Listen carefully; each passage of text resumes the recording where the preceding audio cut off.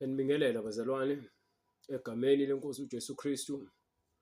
Leli yizwi lenkosi olilaleleyo kuphi nakuphi la ukhona uNkulunkulu eyithini inhliziyo yakho ukuba ukwazi ukufinyelela ekutheni uthole imfundiso yeqiniso njengokusho kwembhalo. Siyambonga uNkulunkulu osenzele umusa ukuba sikwazi ukubuyisana kanye naye ngoJesu Kristu. Kungekona ukuhlakanipha kwethu kepha kungumusa wakhe. So kulabo abafuna ukubuza imibuzo, nalabo abafuna ukubhabhadiswa, nalabo abangenalo ulwazi oluningi ngezwi likaNkulunkulu abafisa ukwazi, sinemininingwane lapho khona sitholakala khona. Sine-email address, siphinde futhi sibe nenamba, ifone number ongakwazi ukuyifonela, noma usende umqhafazo SMS noma uWhatsApp, noma usifonele kuyona. Ifone number ithi 066 566 9245. Ngizophinde ngiyibize inamba ithi 066 566 9245. I-email address ithi izwilenkosi.ujesukristu@gmail.com. Ngiphinde ngiyibize futhi i-email address izwilenkosi.ujesukristu@gmail.com. Bazalwane, sinoBright sahlukene manje ngeindawo, sisasebenza umsebenzi owodwa, kepha mina ngise Cape Town, uBright use KZN noma KwaZulu Natal. Ngakho ke bazalwane, sibhekisisa nje ubuhle bukaNkulunkulu asenzela bona empilweni zethu insuku zonke neqiniso lakhe elingaguqukiyo. Lapho khona simfuna ngokuba uthi mfuneni esanokutholakala, mfuneni manje esanokutholakala, usho njalo incwadi kaIsaya. Kepha kunencwadi yezaga engifuna ukuthi ngiyifunde ukuze le ncwadi le ngikhulume ngayo, ngikhulume ngami, ngikhulume ngawe, ngokuba izwi likaNkulunkulu elanamhlanje, elayizolo, elakusasa, elaphakade, alinakho ukuvimbeka nokuthi thiwe seligcinile. Ukuthi yena ungumqali futhi ungumphelelisi, ungu-Alpha no-Omega. So akukho okungaphezu kwakhe, konke kungaphansi kwakhe. Uma ulunga uthi ufuna ukulunga, kufuneka ufuna ukulunga kwakhe, hayi kwakho. Ungathi mesuthi uyakholwa, mesufuna ukukholwa ngaphezu kwaNkulunkulu noma udlula ukulunga kwakhe, lokho ngeke kuze kulunge futhi akusoze kwenzeka. Ukulunga kwethu kumele kulunganiswe nokulunga kwakhe noma kube ngaphansi kokulunga kwakhe, ngokuba akekho ongalunga adlule uNkulunkulu. Abaningi bethu bawile endleleni, abaningi bethu bayalimala endleleni ngenxa yokulunga kwabo abafuna ukuthi kudlule ukulunga kwaNkulunkulu, okungeke kwenzeka ngokuba uNkulunkulu uyena osidalile. So ngithi mengihamba ngibheka empilweni yami, ngiyabuka ukuthi uNkulunkulu uyena ohlelayo. Noma ngabe yini eyenzakalayo empilweni yami, uNkulunkulu uyena oyihlelile. Mina ngilandela ngemumva ohlelweni lakhe, ngokuba lokhu akubekile ukuthi kwenzeke uthi kuyokwenzeka. Othi ngiyifunde le ncwadi le yaIsaya, Isaiah 55, mengeyena u56, 55, excuse me, 55. Uthi lapha, ngizoqala kuverse 6, ethi mfuneni uJehova esenokutholwa, nimbize eseseduze.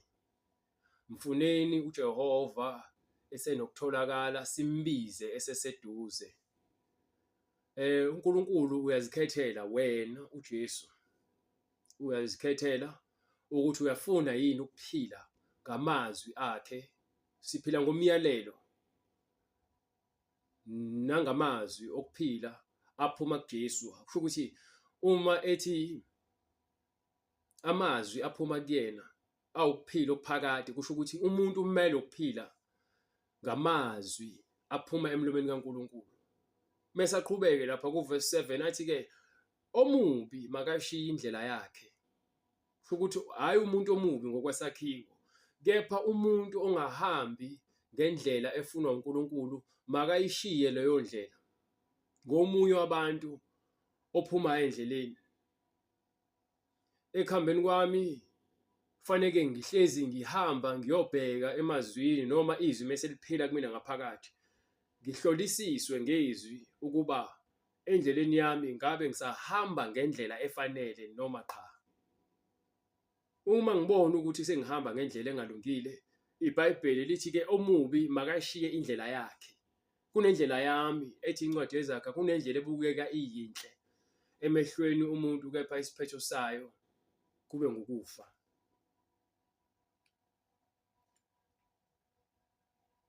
Uthi omunye umbhalo, izindlela zomuntu zimhlophe zonke emehlweni akhe, kepha uNkulunkulu ulinganisa imimoya. Ngokomoya mase kulinganiswa kusuke sekulethwa izwi kaNkulunkulu, kubhekwa indlela owenza ngayo. Bese kuyaqhathaniswa ukuthi wena ekwenzeni kwakho ngabe usahamba ngokwesilinganiso sikaNkulunkulu noma sowuhamba ngokwakho.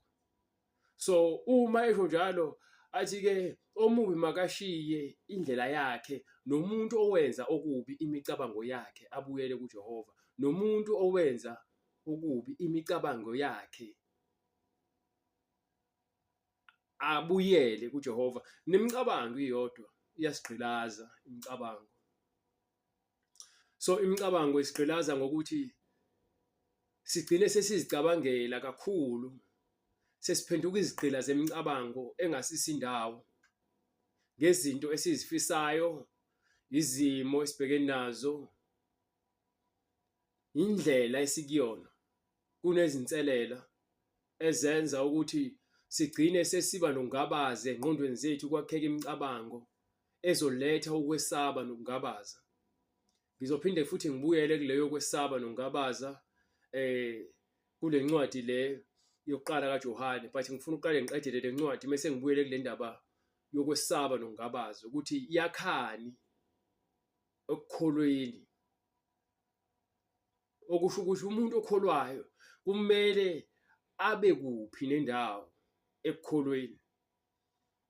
Ithi-ke uyakuba nomusa kuye. Kusho ukuthi uNkulunkulu uma uyeka indlela embi nemicabango emibi bese ubheke kuyena, uNkulunkulu uyakwazi ukukuzwela. Akathathi isikhathi, ngokuba ngalesikhathi ujika ingqondo yakho ubuyela kuyena uthola umusa. Akuthathi ama-hour. Ngalesikhathi uzisola ubuyela kuNkulunkulu, uNkulunkulu uyakwazi ukukuthethelela. Akufani nabantu, umuntu obuye abe nokubamba into enhliziyweni athi ngicela umnike isikhathi uzobuye akubone. uNkulunkulu the moment ngale nkathi nje wena ucela uxolo, uNkulunkulu uyathethelela uma kusuka enhliziyweni, ngokuba uthi uhlola inhliziyo.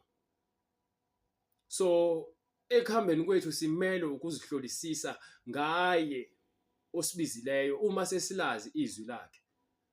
Lento engikhulumayo ngeke izithathwe umuntu ongakholwa ayifake engqondweni yakhe, futhi ngeke izithathwe umuntu othi uyakholwa engalifuni izwi ayifake engqondweni yakhe. Ifunwa umuntu ofuna uNkulunkulu ngokwezwi, njengoba lapha kuverse 8 ithi-ke kuye no kuverse 7 ithi ngokuba uyakwenza ukuthethelela kube kukhulu. uNkulunkulu ukuthethelela kwakhe akufani nokwethu kukhulu. Mina nje personally inhliziyo yami ilikhuni. Njengoba ilikhuni, ubani kumele ayithambise ukuze ifunde ukwenza into efunwa uNkulunkulu? uNkulunkulu. Omunye umuntu ngeke akwazi. Inhliziyo yomuntu ilikhuni. Akufanele sizikhohlise ukuba inhliziyo yomuntu iyaphuza ukwamukela, iyaphuza ukuxolela. Kepha kaNkulunkulu inhliziyo yona ekwazi ukubona enye inhliziyo, iyakwazi ukuthi ithethelele uma ibona ukuthi lo mthandazo noma lokuzisola kusuka ngaphakathi. Kepha uma ungumzenzisi, uNkulunkulu futhi uyakubona ukuthi lokho okushoyo akusuke ekujuleni kwenhliziyo yakho, ubonakala ngezithelo. Lento yezithelo ingokuba uJesu uyifundisa mesenze imfanekiso kahle hle. Uma umuntu izithelo zakhe zikhomba enye into, kusho ukuthi uphila impilo engekho enhlizweni yakhe. Uma uzothatha uJesu ngomlomo kepha ngenhliziyo yakho ubuphilela izwe. USathane vele ufuna simbhanqe uNkulunkulu nezinto zethu esizifunayo ukuze sigcine sididekile ukuthi ikona kuphi ekumele sikwenze. Ngabe senza kahle yini phambi koNkulunkulu? Bese avale ngale gama leli lithi umusa, siphila ngaphansi komusa. Abafundisi abaningi ke bayayithanda ukuyishumayela le ndaba yokuthi siphila ngaphansi komusa. Kepha lo musa bangabe besakwazi ukuchaza njengoba iveza incwadi la ku-Isaya ukuthi omubi akashiya indlela zakhe, nalowo wenza kabi imicabango yakhe emibi ayiyeke. uNkulunkulu uyakumthethelela. Ithi yebo, abuyele kuNkulunkulu wethu ngokuba uyakwenza ukuthethelela kube kukhulu. Mesathi-ke kuverse 8, ngokuba imicabango yami ayisiyo imicabango yenu. Imicabango kaNkulunkulu akusiyona imicabango yethu, so angikwazi ukumcabangela uNkulunkulu. Kumele mina ngizwe izwi lakhe, ngikwazi ukwahlukanisa ezwini lakhe, and then from there sengiyakwazi ukuthi ngithathe isinqumo ngokuba kumina sekufikile ukwazi intando kaNkulunkulu nemicabango yakhe ngami. Uthi unemicabango emihle ngami, usho kwincwadi yaJeremiah, akasho kumina as individual, usho kumuntu okholwayo esizweni sakhe ukuthi imicabango yabantu abangcwele, imicabango yakhe ngabantu abangcwele mihle. Lokho kuyiqiniso. Siyabona uNkulunkulu esahlukanisa nezinto ebesizithanda sibona ziyigugu kuthina. Kepha uNkulunkulu mefika ufika akutshela ukuthi lokhu angikufuni, akutshele futhi isizathu. Akavele uNkulunkulu athi into akayifuni kungonakele lutho. Kusukela kwincwadi yeGenesis kuze kuyophuma kwincwadi yeSambulo, uNkulunkulu uyakuveza ukuthi uma into engayifuni uyakutshela isizathu. So lezi zinto ezenzakalile eBhayibhelini ngaphambilini zawumzekelo ziyisibonelo kuthina ukuthi thina abantu esithi sifuna uNkulunkulu, sithi mesifunda eBhayibheli lencwadi sifunde kube khona isambulo sokuthi uNkulunkulu into ekanje akayifuni ngokuba ubani wayenza wajeziswa, noma ubani wayenza wasuswa ebukhosini noma ebukhoneni bukaNkulunkulu. Lozo zinto lezo ziyasivezela ukuthi kahle hle thina esithi sesithi siyakholwa noma sifuna ukukholwa, kumele sihambe kanjani kulolu kholo lwethu. Sizahluleki vele, lokho kuyiqiniso, kubhaliwe kwincwadi yamaRoma ukuthi sonke sizona, akekho ongcono kunomunye. Kepha ngenxa kaJesu siyakwazi ukuthethelelwa uma sivuma amacala ethu ngokuba akekho ongakwazi ukuzilungisa yena. Kumele ulungiswe yilowo ophethe ukuphila okuphakathi.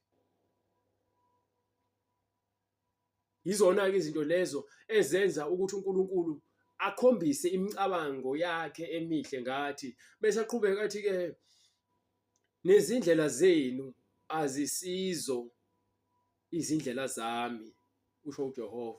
Okusho ukuthi nendlela zethu, thina indlela zethu, kunendlela zethu engijwade ngisho ngikhuluma ngendlela yomuntu nendlela kaNkulunkulu. EkaNkulunkulu ekamoya ilo ekhuluma ngezinto zikamoya, eyomuntu ile yezinkanuko zakhe azifisayo.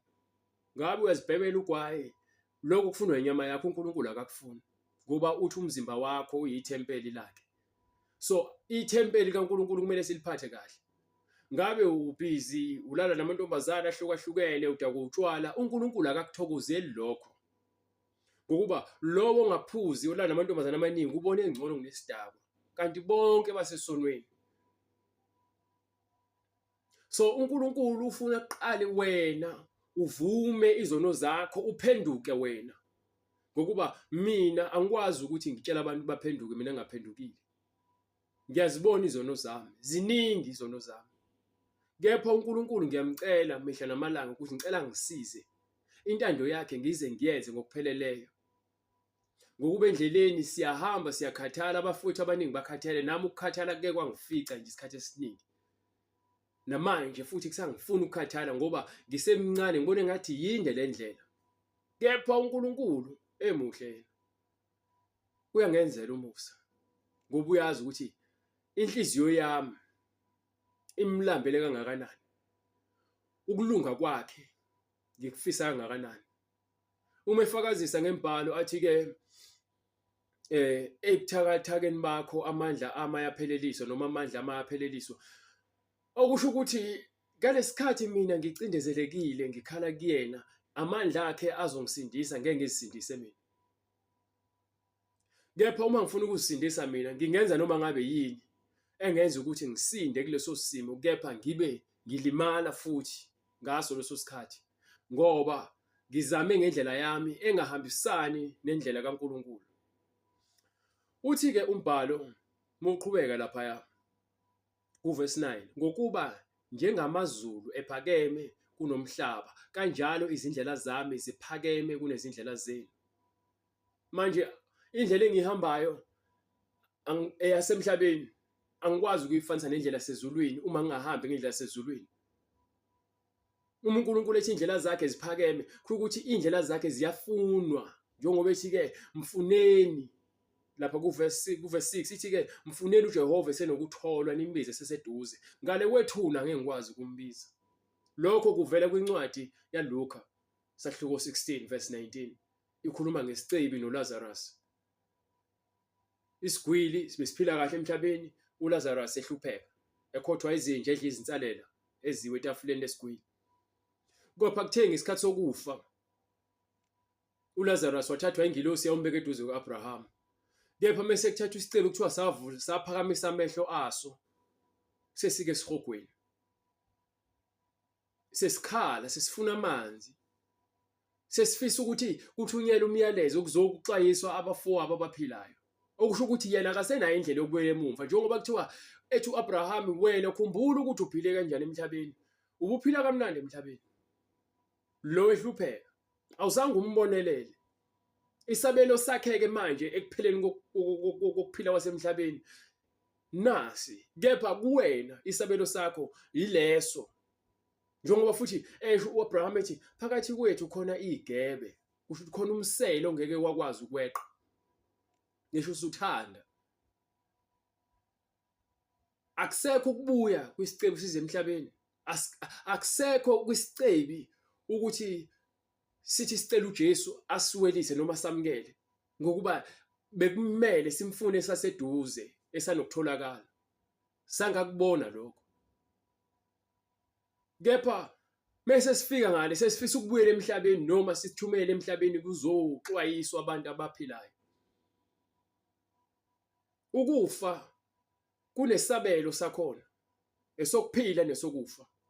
uJesu mekhuluma kwincwadi yaJohane sahluko 5 la eveza khona ukuthi lapho ko verse 25 eveza ukuthi abafile bazozwa izwi lakhe bavuke.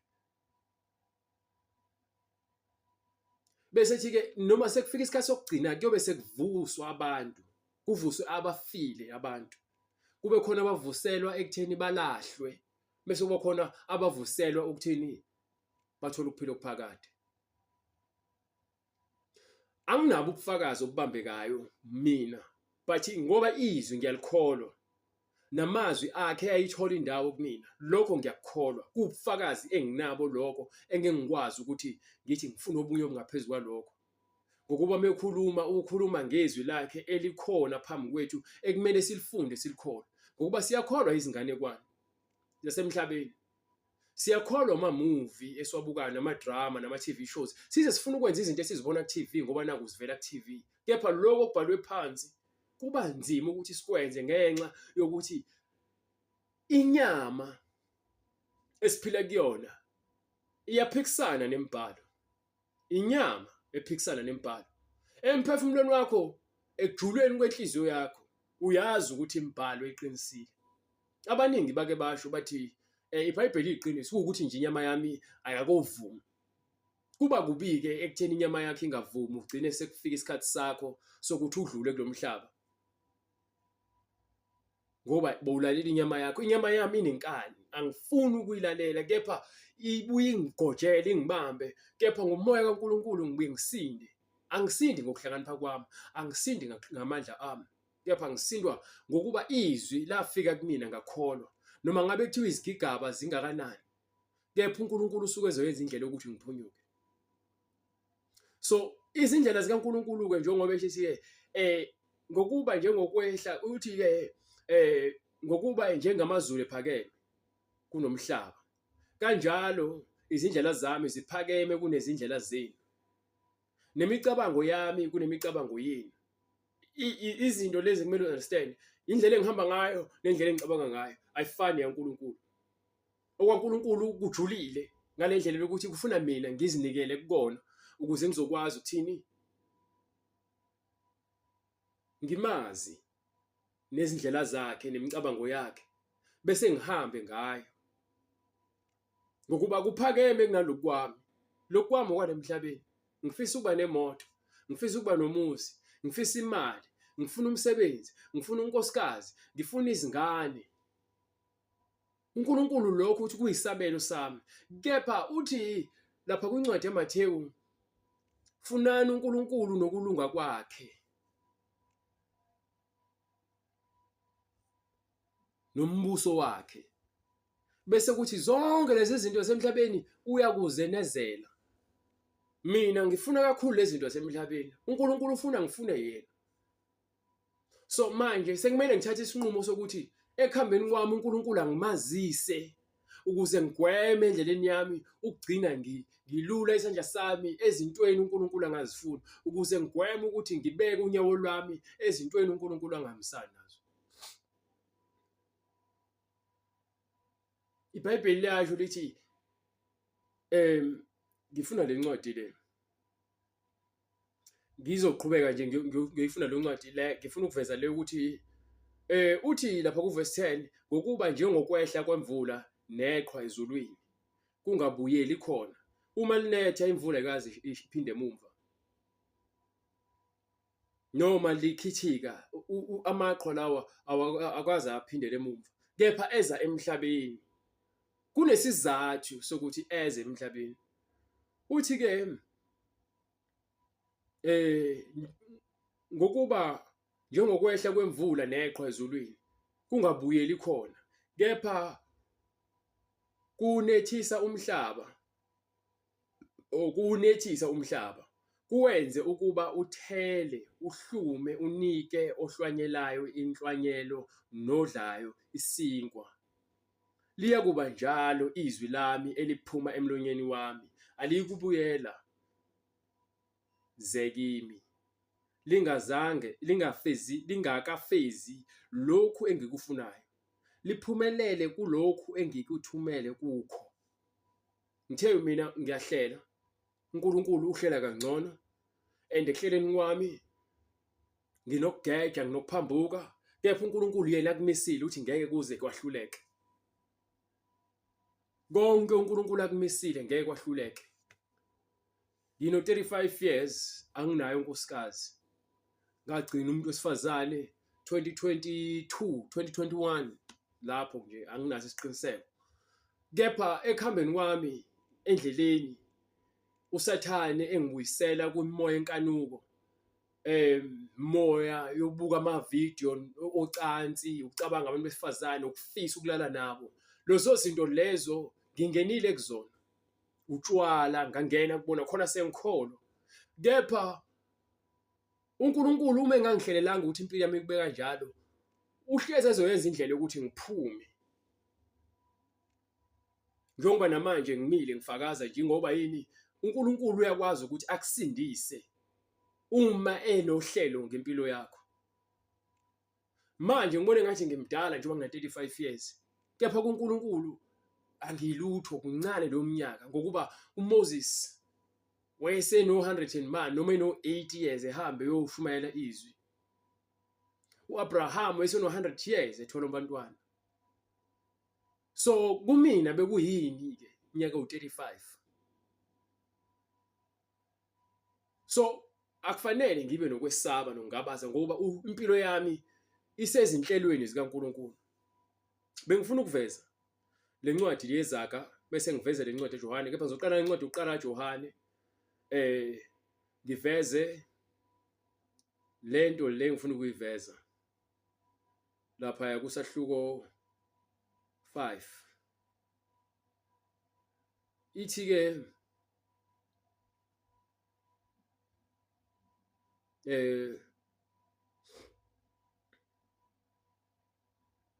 usahluko 5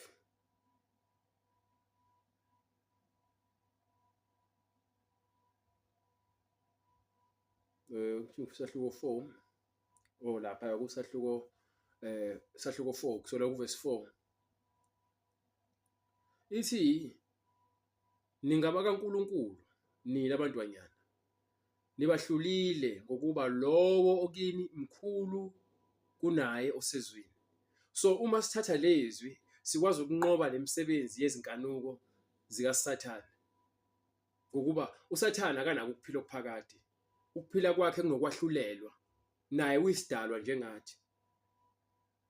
So uma thina sikwazi ukunqoba ngoNkulunkulu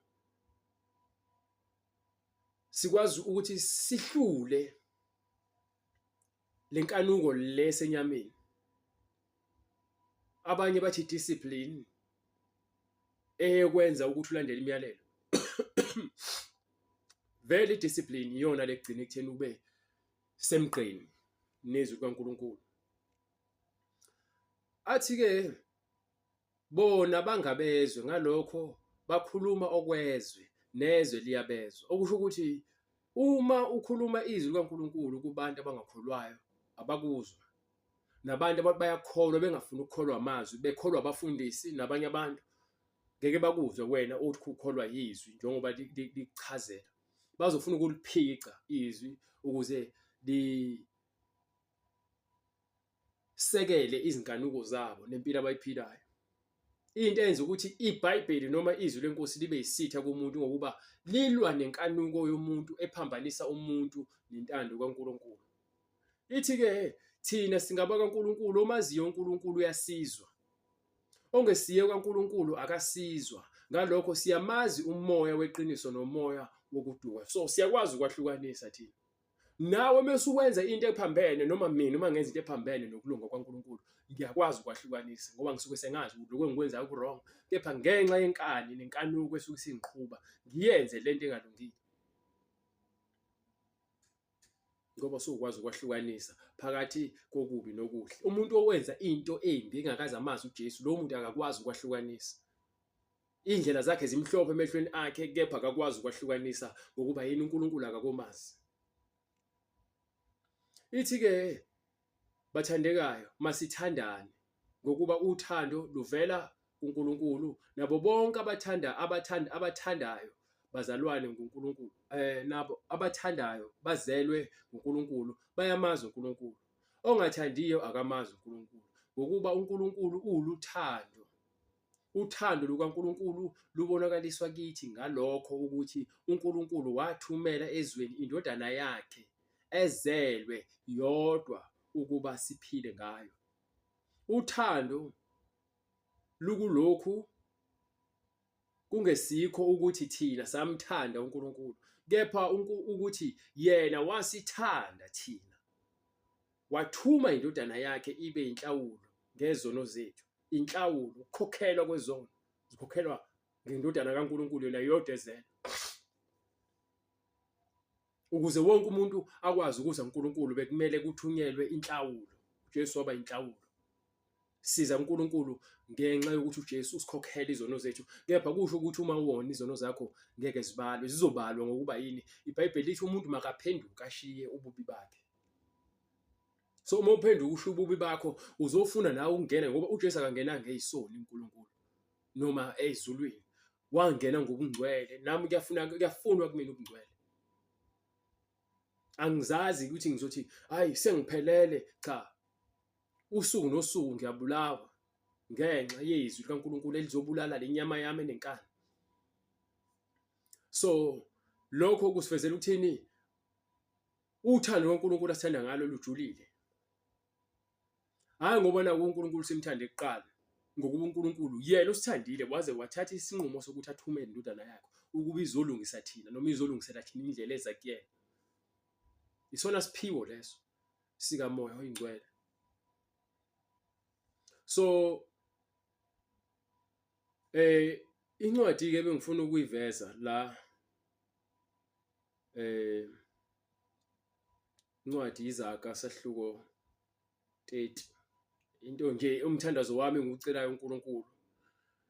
Nawe ngifisa ungenye ilanga kuNkulunkulu mokhala ungakhaleli izinto ezingaphezulu kwakho ugcina usowucela ungasazi, yabo. Kepha uthi mawucela ube nokuqonda.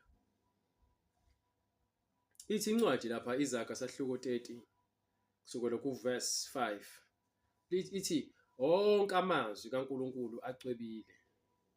Kusho ukuthi amazwi kaNkulunkulu ayingcwele, awana kusoleka. Bese ithi ke uyisihlangu kwabaphephela kuye. So umuntu othi yena uthatha uNkulunkulu uphila ngamazwi kaNkulunkulu bese aphephele kuwona. Bese ithi ke ungenezeli emazwini akhe. Hlezi sikhuluma le nabantu abaningi abafosayo abafuna ukufaka imfundiso ezingekho eBhayibhelini ngenkani. Sibakhuza ithi ungazifakeli emazwini kaNkulunkulu ngoba uzothi mase kusola utholakala unecala. Isho njalo ke incwadi ithi ungenezeli emazwini akhe fune akusole ufunyanwe ungumqambi manga. Mina ke izinto ezikhulunywa incwadi uMshumayeli uNkosi Solomon ithi yizinto ezimbili engizicela kuwe unganqabeli nazo. Ngingakafi ngisaphila. Dedisela kude nami okuyize namanga. Unganginiki ubumpofu nengcebo. Kepha ngiphe isinkwa engisimiselweyo. Yayibona lonto. Abona ingcebo uSolomon wayenayo, but isifundo mawufunda incwadi yaMshumayeli lapha esethi kuyize leze. Uyicofe ngiyayicofa ifoni ngiscroll ngibuka iTV ngibuke ngicabange ngengqondo yami ngijule but ngingaqedi. Ngifuna ukuveza ukuthi kunezinto esizenzayo ezingenamthelela kepha ezishiya imbobo nomgodi omkhulu enhlizweni ohlezi uzilangazelele kepha uloke uphakela iso lakho inkohliso neze. So nami ngithi uNkulunkulu ke izinto ezimbili engizicelayo futhi uNkulunkulu ngiyacela nganginqabeli nazo. Ngingakafi ahlehlisele kumina izinto ezingenamsebenzi. Lokho ngiyacela uNkulunkulu ukuze ingqondo yami ibheke kuyena ngokupheleleyo. Mengafundi ngenza umsebenzi kube ukuthi ngifuna uNkulunkulu. Ngokuba izinto eziyize ugcina sowubambe ubali uzithethi ubambile. Ungayithatha imali uyifake emaphaketheni igcwale kepha mzukwane ufa. Ngeke izikulapha imali, ngeke izikuvusa imali. Kepha amazwi kaNkulunkulu ayokulalisa ethuneni ngokuthula futhi ayovuswa yiwo. Amazwi ewodwa ngokuba siphila ngezwi. Mengithi siphila ngezwi, uNkulunkulu ngulizwi. Noma sixhumana sodwa sikhuluma ngezwi, izwi eladela uyena. Kepha inhliziyo zethu sezaliphendula izwi zalenza lalimbi izwi sikhuluma ngalo. Thina sikhuluma okuhle ngolimi lethu. Asikhuluma okuhle ngaye.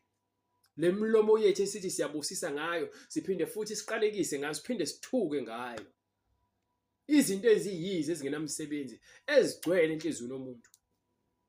Ithi ke dedisela kude nami okuyize namanga. Unganginiki ubumpofu nengcebo. Ukuthi ngingahlupheki uNkulunkulu futhi ngingabi isigwili. Ngigcine sengizitshela ukuthi mina konke kwenze ngamandla ami. Ngingabi yisela, ngigcine sengihamba ngiyontshontsha bese futhi kuthukeke igama laNkulunkulu. Ithi ke kepha ngiphe isinkwa engisimiselweyo. Funa ngisuthe ngikuphike ngithi uJehova ungubani na, funa ngibe mpofu ngebe, ngilona igama likaNkulunkulu wami.